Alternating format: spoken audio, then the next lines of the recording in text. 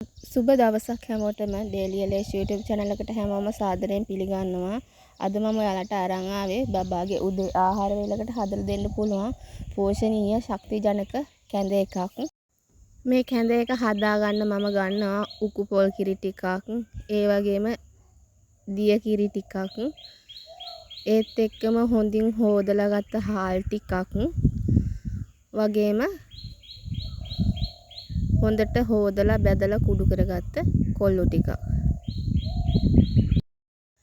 මුලින්ම මම හොඳට හොදගත්ත හාල් ටික ෆෑන් එකට දාගෙන ඒකටම දිය කිරි ටිකක් දාගෙන උයා ගන්නවා.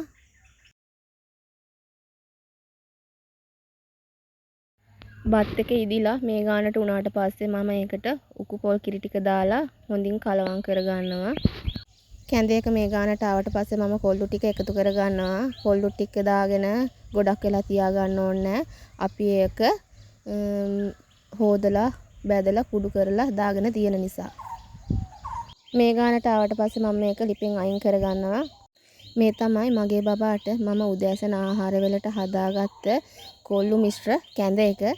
මේක අපිට මාස 7 සිට ඕනෑම බබෙකුට හදලා දෙන්න පුළුවන් උදෑසන ආහාර වේලකට.